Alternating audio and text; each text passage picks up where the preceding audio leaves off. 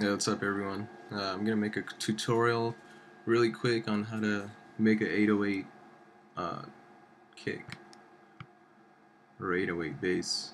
Alright, so open up Massive, go to either sine square or sine triangle, doesn't matter, because you're gonna turn it to all the way to the left, which is the sine wave, and then you get a sound like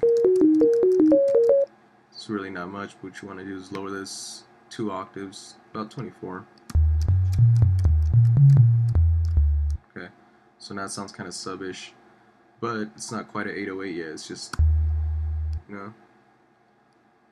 Alright, so what you want to do is go to the envelope 4, turn the level all the way down, decay, say about pointing to the end of the Y.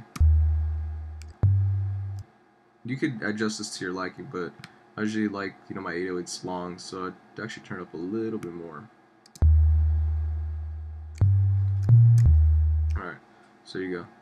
And then what you could do too,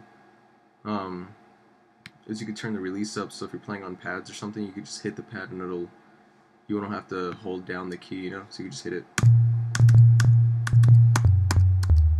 Okay, but I don't know if you noticed, but when you play the different tones, they sound like shit. Everything gets like all mixed together, and why it does that is because your voicing, you have to put the max to 1, and unison is already on 1.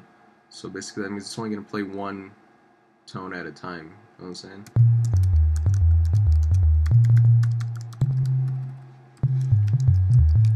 Okay, well anyways, so that's that. Once you did all that, it's, it sounds like a cool 808, but if you really want to get that, that trap sound, that deep 808 sound, there's a couple things you could do. I'll just do one that I always do. Go to your insert 1.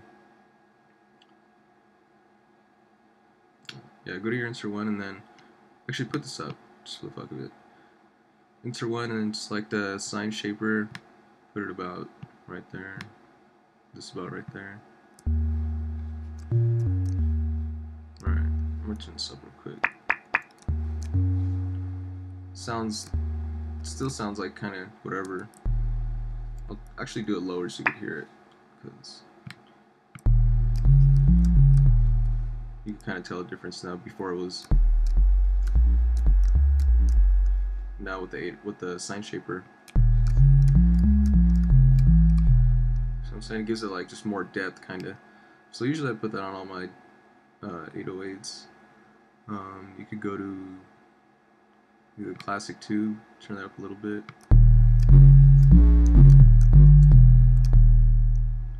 So it's cool. 808, might want to lower this a little bit. Yeah, that's pretty much it. I mean, you could get as technical as you want with it, but just like to start off real quick, that's, I think, the easiest way to make an 808. That for the kick, fuck it. I guess I'll explain how to put a kick at the beginning too.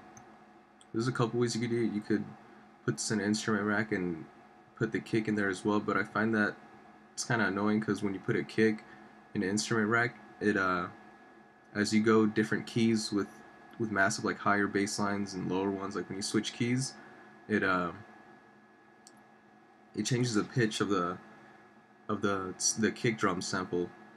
So I don't know, at a higher bass notes, it'll just sound like a little like click, and it just sounds like shit. So what I do is, let's see, I'll just put like a short bass line. This shit 140.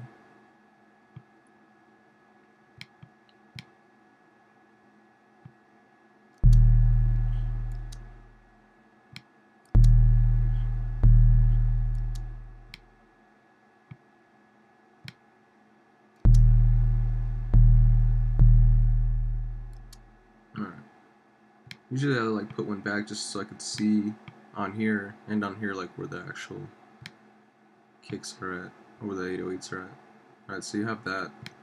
I want to zoom in a little bit so you can see. Then trying to find yourself a good kick. I recommend everyone download the Lex Luger and the 1017 Brig Squad kit. It's got some pretty good samples in there. Alright, like that one. Lower that a little bit.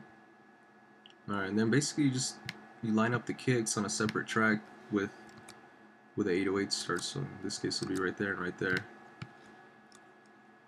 And then always consolidate my tracks too, just make them into one thing. That's Command J on Mac, should be Control J on Windows. Do the same thing with this. And then I'll just put a clap in there just to give it some kind of flow for now.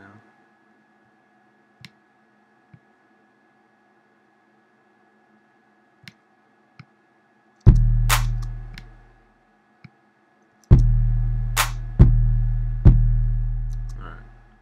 So cool, that works. So that's the beginning right there, basically on your way to making a fucking banger, but there's a few more things I'll explain just to get you started.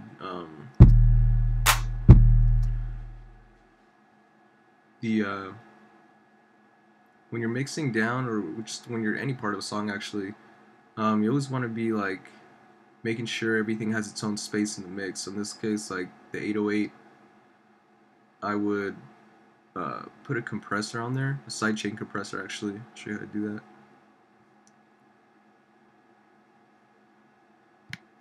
Just drop that shit on there.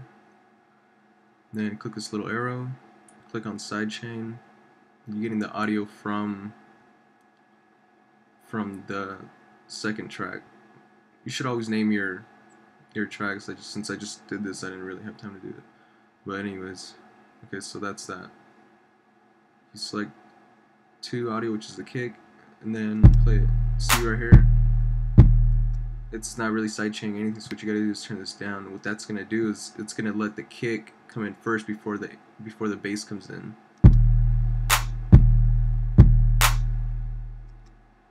Like, you can't really hear, but trust me, it's all the little things that make the track sound good. Like, you just want to sound clean, like have that snap to it, you know what I'm saying? Like, that sounds pretty good right there, and like I'll exaggerate it a little bit just to show you what the compressor does. Like, you turn the release up, and it's like,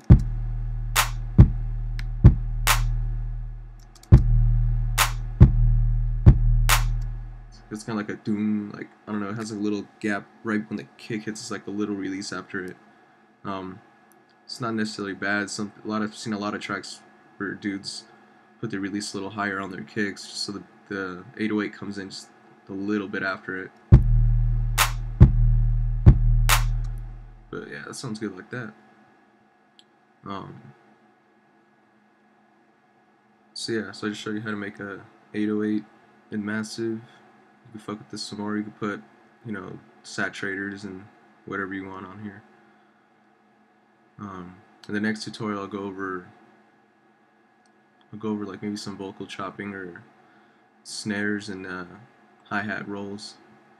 So yeah, that's the tutorial for today. Make sure you subscribe, and I'll be putting out some new shit soon. Thanks.